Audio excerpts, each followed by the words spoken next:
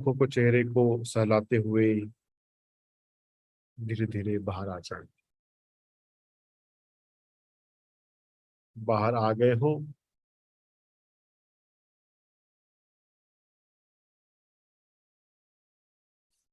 तो अपना कैमरा खोल लें और अपने हाथों में भगवत गीता को ले लें।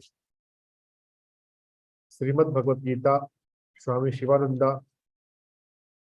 अगर आप हिंदी पढ़ना पसंद करते हैं, अगर इंग्लिश पढ़ना पसंद करते हैं तो perennial psychology of Bhagavad Gita by Swami Rama. ये दो हमारी रेफरेंस लिटरेचर हैं जिनके माध्यम से हम भगवत गीता को समझ रहे हैं, चिंतन मनन कर रहे हैं। भगवत गीता में 18 अध्याय है। पहला चैप्टर अर्जुन विषाद योग, दूसरा चैप्टर सांख्य योग, तीसरा चैप्टर कर्म योग,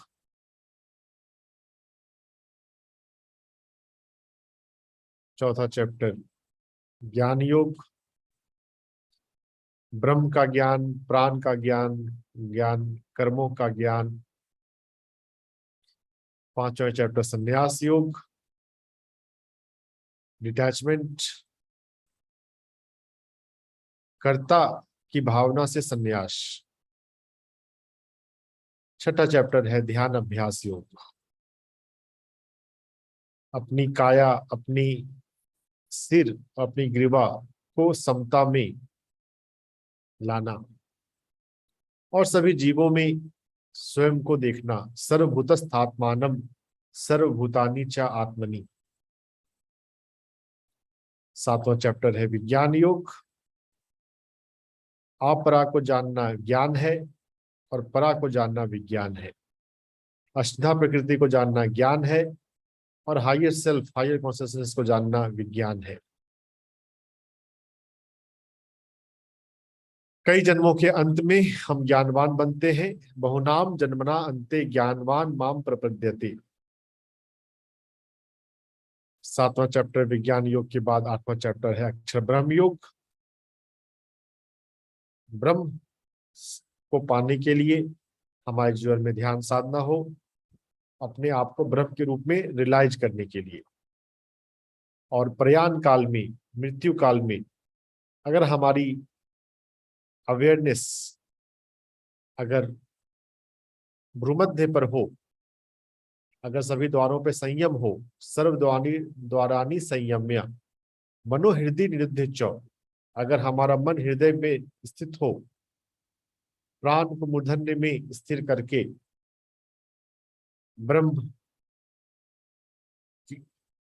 ब्रह्मलीन हुआ जा सकता है, जन्म मरण से मुक्त हुआ जा सकता है।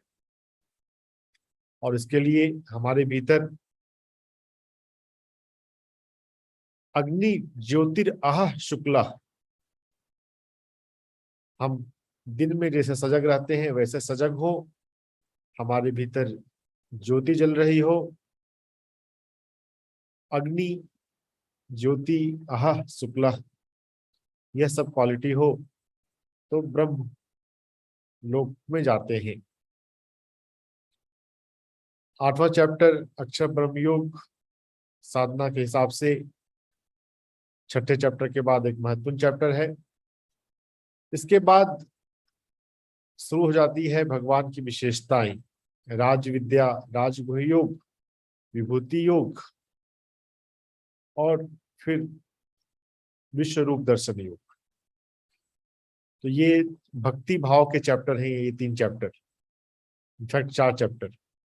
9th chapter Raj Vidya Yoga, 10th chapter विभूति योग, 11th चैप्टर विश्व रूप दर्शन योग और 12th चैप्टर भक्ति योग। लेकिन भक्ति भी कैसी होनी चाहिए, उसके लिए भी बात आती है। शुभ अशुभ परित्यागी, शुभ ये शुभ है, ये अशुभ है, यह भावना सब छोड़ दे। जो भी जीवन में होता है उस सबको स्वीकार करें। सर्वारंभ परित्यागी, जो आरंभ में ही कर्मफल की भावना को त्याग देता है। कर्मण्येवाधिकारस्ते मां फलेषु कदाचन में जब आता है तो है कि कर्म पे अधिकार है, फल पे अधिकार नहीं है। तो फल की भावना को अंत में त्यागा जा सकता है, लेकिन जब आता है सर्वारंभ परित्यागी, आरंभ में ही परित्याग, तो वो और भी बड़ा डिटैचमेंट हो गया। कर्म शुरू करने से पहले ही कर्म के फल के लिए हम सोच विचार ना करें। सोशली लगता है कि माइंड से प्लानिंग करने की जरूरत है, लेकिन जितना हम भक्ति में आएंगे, जितना हम ध्यान में आएंगे, जितना हम हायर कॉन्शियसनेस के अट्यूनमेंट में आएंगे, उतना हमें लॉजिकल प्लानिंग की जरूरत कम पड़ती है। इंट्यूशन को फॉलो करने की, हायर मैसेज को फॉलो करने की जरूरत है। 12वां चैप्टर भक्ति योग के बाद 13वां चैप्टर आता है क्षेत्र क्षेत्रज्ञ योग। क्षेत्र है शरीर जो प्रकृति से बना है, और क्षेत्रज्ञ है पुरुष जो वॉचर है, जो विटनेस करता है इस प्रकृति को, इस शरीर को, प्रकृति के विकार को। अगर वॉचर क्षेत्रज्ञ के भीतर ज्ञान चक्षु विकसित हो गया और वो प्रकृति को और प्रकृति के विकार को के प्रति सजग हो गया, तो फिर मोक्ष की प्राप्ति हो जाती है, फिर इच्छाओं से मुक्त हो जाते हैं। क्योंकि समझ में आ गया कि जो जो भी इच्छाएं हो रही हैं वो रजोगुण की वजह से हो रही हैं, वो सत्वगुण की वजह से हो रही हैं। तो ये तो प्रकृति है, ये तो मैं हूं ही नहीं। We are not the mind, we are not triguna, we are watcher. पुरुष निर्गुण, निर्गुण पुरुष, यह बात सूत्र रूप में पहले आ गई है क्षेत्र क्षेत्रज्ञ योग में, और डिटेल में आता है जब हम आते हैं 14th चैप्टर गुण त्रय विभाग योग में, सत्वगुण, रजस गुण और तमस गुण। तो जब हम अपने जीवन में यम नियम साधने की कोशिश कर रहे हो कि हम झूठ कम बोलें, हम जजमेंट कम करें, हम गुस्सा कम करें, तो है कि हमारे भीतर तमोगुण की भावना, यानी कि आलस्य कम हो, प्रातः काल हम जग जाएं, नींद खुल गई तब बिस्तर पे लेटे ना रहें, उठकर बैठ जाएं। तो ये तमोगुण की भावना को कम करने का प्रयास है। कहीं जाना है तो शरीर के आलस्य को या थकान को ना देखें, अगर नीड है तो हम जाएं, हम आगे बढ़ें। तो ये तमोगुण को कम करना है। तमोगुण से कम करें, रजोगुण में आए तो वो थोड़ा सा बेटर है कि लाइफ में हम एक्टिव हो, डायनेमिक हो, बच्चों की तरह एक्टिव हो। लेकिन जब रजोगुण में आ जाते हैं तो फिर सत्वगुण की बात समझ में आती है कि team work important, harmony important, शांति में जीवन जीना इंपॉर्टेंट है। ज्यादा काम करना महत्वपूर्ण नहीं है, ज्यादा पैसा कमाना महत्वपूर्ण नहीं है, शांति के साथ पैसा कमाना महत्वपूर्ण है। तो रजोगुण में आपने कमा लिया ढेर सारे पैसे, लेकिन साथ ही साथ आपको बीपी भी आ गया, आपको शुगर भी आ गया, दूसरी हेल्थ प्रॉब्लम आ गई, तो ऐसे पैसे का क्या महत्व है? कोई महत्व नहीं है। रजोगुण वालों को ये बात समझ में नहीं आएगी। वो बोलेंगे हाँ बस पैसा कमा लिया तो जीवन सक्सेसफुल है, मैंने अपने बेटे के लिए इतना कुछ कर दिया, उसको ज्यादा टेंशन लेने की अब जरूरत नहीं है। लेकिन ये रजोगुणी सोच डिफेक्टिव है। सत्वगुण तो ये कहेगा कि शांति का पैसा होगा तो ही ठीक से उपभोग कर पाएंगे, अगर ब्लैक मनी है तो जीवन में टिकेगा नहीं, वो प्रॉब्लम लेकर आएगा। और सतगुण से आगे निर्गुण में जाए तो ये भी सोच आएगी कि अरे दिमाग है तो खुद ही कमा लेगा, कमा के देने की जरूरत क्या है, बस बुद्धि हो, संस्कार हो, और जो ऑटोमेटिकली ट्रांसफर होता ही है, आप नहीं भी बोले। अगर आपके जीवन में ध्यान ठीक से है तो आपके बच्चों में भी ध्यान जाएगा ही, कोई चांस ही नहीं है कि नहीं जाए। तो ज्यादा देने की फिक्र ना करें, बस जीने की फिक्र करें। अपने जीवन में तमोगुण को कम करें, रजोगुण को करें, सत्गुण को बढ़ाएं। और जब सत्गुण में आ जाए, जब आपको रियलाइज हो गया कि जीवन में अब तमोगुण नहीं रहा, आलस्य नहीं रहा, रजोगुण यानी कि गुस्से का भाव नहीं रहा, अपने आप मैं सुपीरियर हूं, मैं बेटर हूं, यह फीलिंग ना रही, तो रजोगुण छूटा। सत्गुण में आ गए तो फिर सत्गुण से आगे जाने की, निर्गुण में जाने की सोचनी है। और उसी के लिए ये चौथा चैप्टर है गुण त्रय विभाग योग। तीन गुणों का विभाजन और इन गुणों के पार जाना, इन गुणों को समझना और गुणों से पार जो है ब्रह्म, उसको समझना। पुरुष को, शाश्वत पुरुष को समझना। शाश्वत पुरुष में, आत्मा में कोई गुण नहीं है। जो आप हैं मूल रूप से आत्मा, उसमें कोई गुण नहीं है, उसमें कोई सतोगुण, आत्मा सतोगुण ही नहीं है। यह बात आपको बहुत स्पष्ट रहे। जब तमोगुण में हम हो, जब हम आलस्य में हो, तब ये ठीक अच्छी बात है कि हम तमोगुण को कम करें, सत्वगुण में आए, साधक बने, सच्चा सत्य बोले। लेकिन कृष्ण सत्य नहीं बोल रहे, जो सामाजिक रूप से सच है वो धर्म बोल रहे हैं। इसीलिए झूठ बुलवाने में अश्वत्थामा मारा गया, उनको कोई दिक्कत नहीं है। अगर अगर सिर्फ सोशल ट्रुथ, सोशल ऑनेस्टी वाले फैक्टर को देखें, फिर तो कृष्ण अपराधी है। युधिष्ठिर से झूठ बुलवाया गया। लेकिन सोशल ऑनेस्टी से ज्यादा बड़ी बात है धर्म, balance in the Cosmos, purpose of life.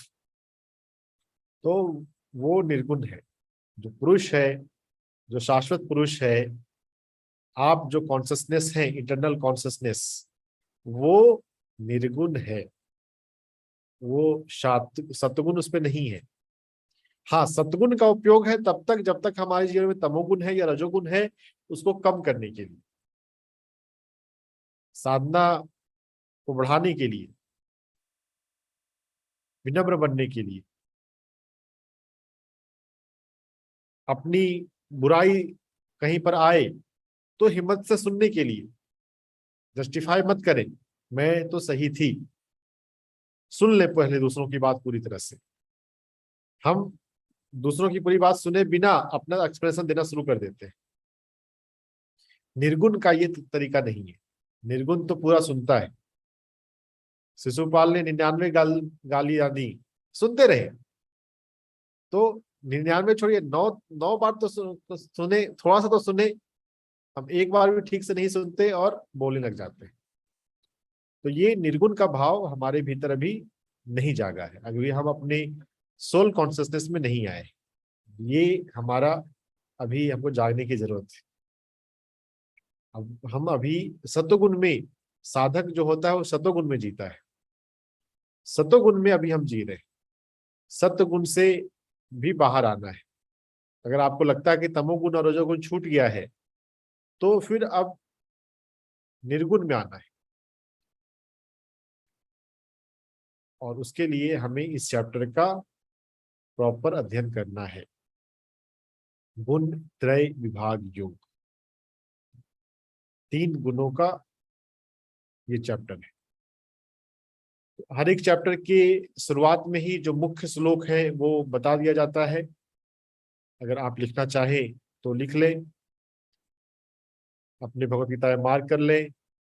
6, 7, 8 और 11, 19, 22, 24, ये 7 श्लोक इस चैप्टर के मुख्य श्लोक हैं, जो हमें अपनी साधना के लिए विशेष फोकस रखना है। अगर आपको स्क्रीनशॉट लेना आता है तो स्क्रीनशॉट ले लीजिए और बाद में ग्रुप में पोस्ट भी कर दीजिएगा। 14th चैप्टर, गुण त्रय विभाग योग।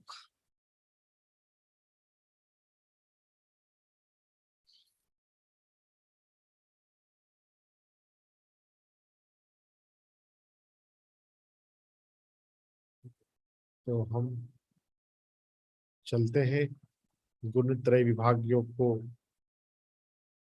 प्रॉपर समझने में। 2 श्लोक हमने देखे कल, उन श्लोकों को आप पढ़ेंगे और उसका मीनिंग भी बताएंगे। आपको मीनिंग ध्यान में रह गई इस बात को जानने के लिए। 14th चैप्टर का पहला श्लोक आप में से जो भी पढ़ना चाहे हैंड रेज करें, अपने आप को म्यूट करें और पढ़ें।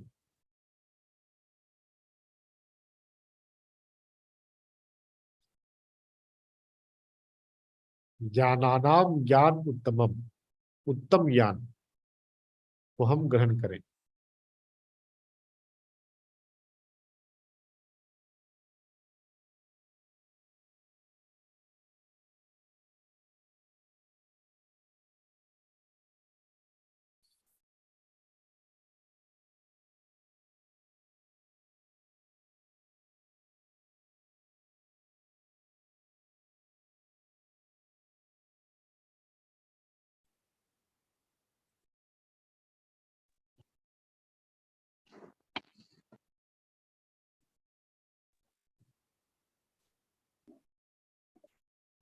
प्रणाम सर। प्रणाम। गुणत्रय विभाग्यो श्री भगवान वाच। पहला श्लोक। परम भूय प्रवक्ष्यामि ज्ञानानां ज्ञानमुत्तमम् यज्ञात्वा मुनये सर्वे परां सिद्धिमितो गताः। परम भूय प्रवक्ष्यामि ज्ञानानां ज्ञानम् उत्तमम् यत् ज्ञात्वा मुनये सर्वे परां सिद्धिम इति गता इतः गता। तो यहाँ पर श्री कृष्ण कह रहे हैं कि ये जो मेरा ज्ञान है, जो उत्तम ज्ञान है, इसको मैं एक बार दोबारा तुमसे कहूंगा। और इस ज्ञान को पाकर जो मुनि है, जो इस ज्ञान को जो भी जान लेते हैं, वो मुनि वो पूर्णत्व को प्राप्त कर लेते हैं, वो सिद्धि उनको मिल जाती है और वो एक तरह से मोक्ष को प्राप्त कर लेते हैं। और ये ज्ञान जो है सबसे उत्तम ज्ञान है। इस ज्ञान को जानने के बाद कुछ ज्ञान जानना रह नहीं जाता, सही है? तो और वो पूर्णत्व को प्राप्त हो जाते हैं। तो ये जो परम सिद्धि यहाँ पर आ रही है, ये परम सिद्धि, परासिद्धि, इसका क्या मतलब है वो नेक्स्ट श्लोक में आ जाता है। तो नेक्स्ट श्लोक का जो सेकंड लाइन है उसमें परम सिद्धि को बता दिया गया है कि वो उनका जन्म अब नहीं है और प्रलय पे भी वो व्यथित नहीं होते, मृत्यु से वो घबराते नहीं और वो फिर से जन्म नहीं लेते। नो मोर जन्मास। अगर आपके भीतर परासिद्धि, परम सिद्धि आ गई, परा के प्रति अगर आप जागृत हो गए, परासिद्धि आ गई, तो अब फिर उसके बाद जन्म नहीं है। और अगर होगा भी तो व्यथित नहीं होना, सोचना नहीं अरे क्यों अनुभव हो गया, अब क्यों कहा जा रहा है कि फिर से एक बार जाओ। जो वास्तव में मुक्त हो गया वो जरूरत होने पर आने से घबराता नहीं, जो घबराए वही मुक्त हुआ नहीं। ये दूसरे श्लोक में आ जाता है। तीसरा श्लोक पढ़ें कोई और? मिनका जी, वंदना जी, जो भी पढ़ना चाहे। हाँ, प्रणाम सर। प्रणाम। मम योनिर्महद् ब्रह्म तस्मिन् गर्भं ददाम्यहम् सम्भव सर्वभूतानां ततो भवति भारत। संधि विच्छेद वाला भी पढ़ दीजिए। मम योनि महत् ब्रह्म तस्मिन् गर्भं ददामि अहम् सम्भवः सर्वभूतानां ततः भवति भारत। मम योनि महत ब्रह्म, इसका मीनिंग बता सकते हैं क्या मिनका जी? महत् ब्रह्म प्राइमोर्डियल ब्रह्म, प्राइमोडियल कॉन्शसनेस, प्राइमोडियल कॉन्शसनेस ब्रह्म, महत ब्रह्म रूप प्रकृति को योनि कहा गया है, is the ground through which all beings are coming. मेरी महत ब्रह्मरूप प्रकृति सभी जीवों की योनि है, जिसमें पुरुष इंटेलिजेंस गर्भ धारण करवाता है और इस प्रकार समस्त जीवों की उत्पत्ति होती है। हाउ दिस वर्ल्ड स्टार्टेड, यह बात यहां पर आ रही है। ये सांख्य है, अभी भी सांख्य ही चल रहा है। पुरुष और प्रकृति के कॉम्बिनेशन से पुरुष जो है वो गर्भाधारण करवाता है प्रकृति में, जो ब्रह्म, महत ब्रह्म स्वरूप है।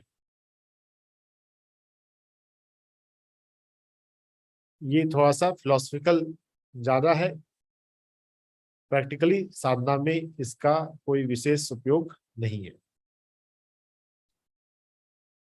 प्रकृति और पुरुष के मिलने से समस्त जीवों की उत्पत्ति होती है, यह एक बात यहां पर आती है।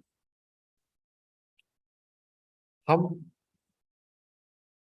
कॉन्शसनेस है, पुरुष है, गर्भ धारण करवाने वाले हैं, ये बात एक समझनी है। ये मेल जेंडर फीमेल जेंडर की बात नहीं है, ये वॉचर कॉन्शसनेस की बात है। जो प्रकृति है, अष्टधा प्रकृति, वो ग्राउंड है, सबस्ट्रेटम।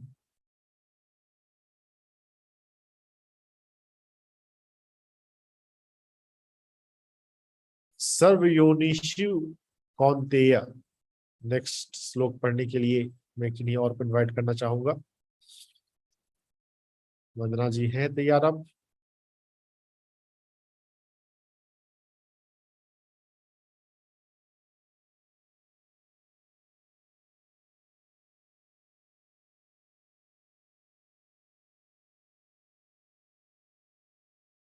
कोई भी करना चाहे तो हैंड रेज कर सकते हैं।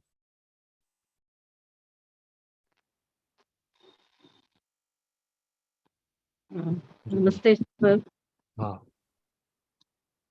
सर्वयोनिषु कौन्तेय मूर्तयः सम्भवन्ति या तासां ब्रह्म महत्योनि अहं बीज प्रदापिता।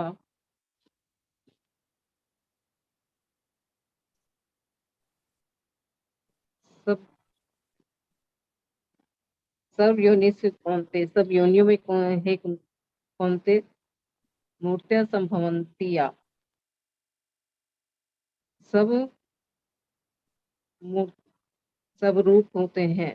तासाम ब्रह्म महद योनि, मैं उन सब योनियों का बीज प्रदापिता, बीज प्रदान करने वाला पिता हूँ।